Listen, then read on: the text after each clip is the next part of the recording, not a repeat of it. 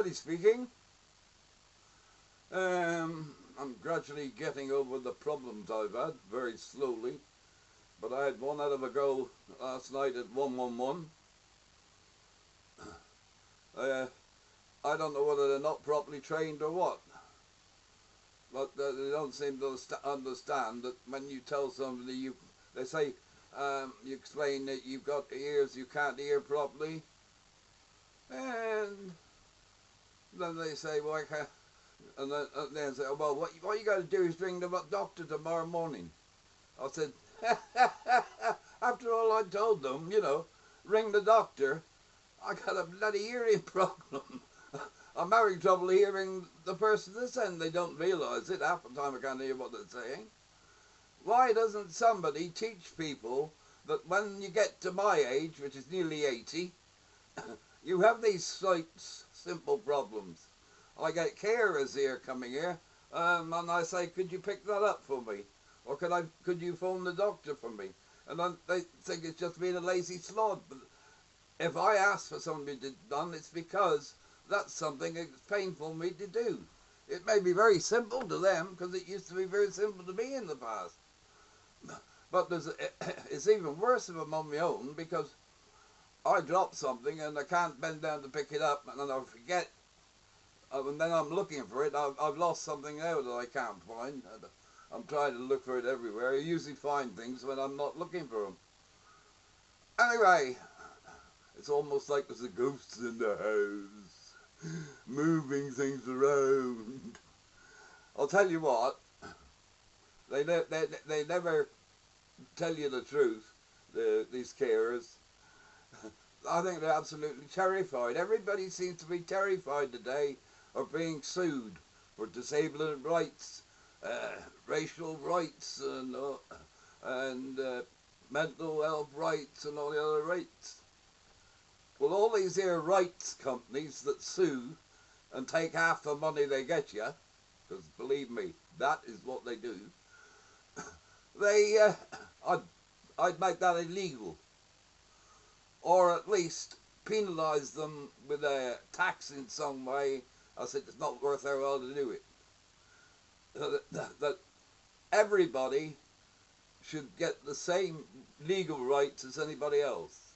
In other words, everybody should get legal aid, and the richer you are, the more you should pay.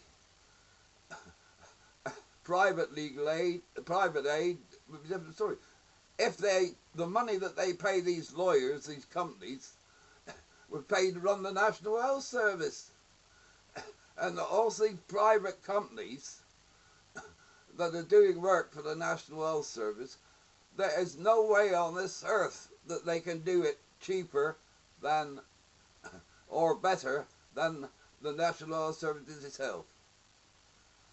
Because a company, private company, has to make a profit for its shareholders and its staff and its management, directors and what, that have ridiculous pay. Where do you think it comes from? You get the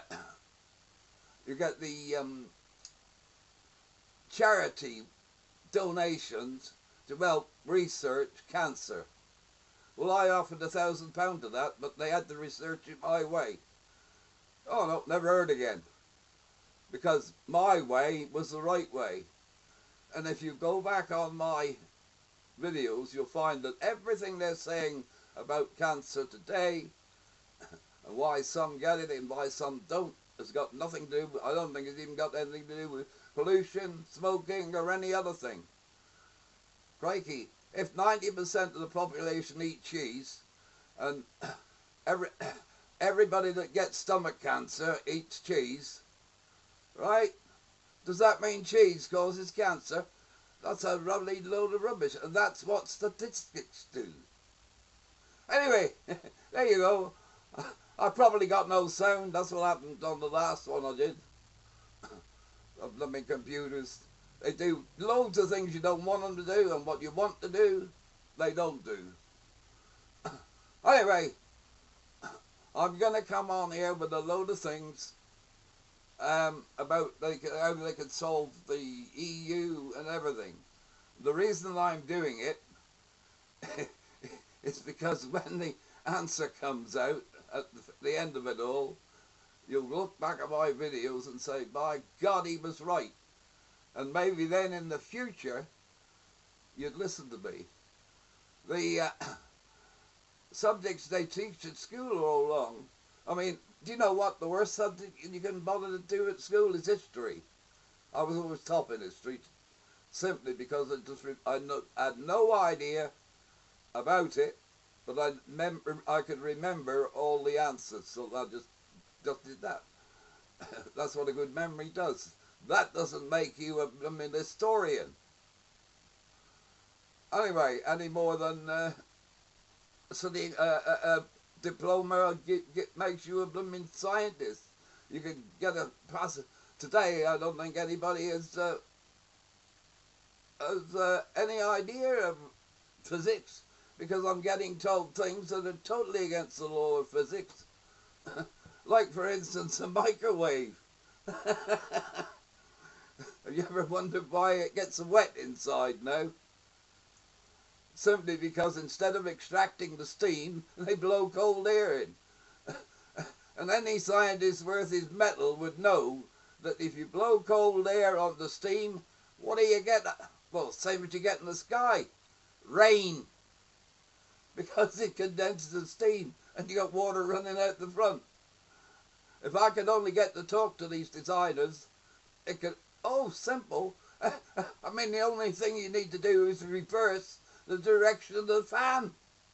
It's that simple. It never used to be that way. No, they make some excuse. They say, oh, you mustn't cook potatoes in a microwave. You mustn't put anything with a lot of water in. Which is a bit strange, because they tell you how to reheat coffee and tea. Sorry, touch of the old Theresa May's there. Anyway, I can't go much longer. Actually, 10 minutes is practically my maximum, because I'm in so much pain. People don't realise that. And I know I waffle on a bit. And I forgot to tell you something just now about what I was talking about, because I got distracted. And it was about history. Why is history a waste of time? Because it only serves one purpose: to stop you making the same mistakes in the future that you made in the past. Which is a wonderful idea, if anybody ever took any notice of it. But they don't. And that's why it's a waste of time. So, goodbye. And did you watch the Grand Prix in 3D? I only got 4 hits.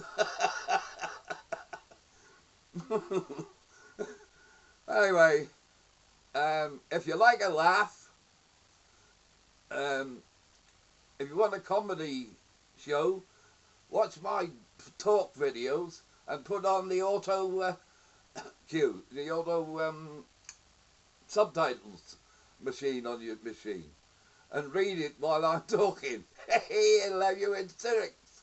Goodbye. See you again.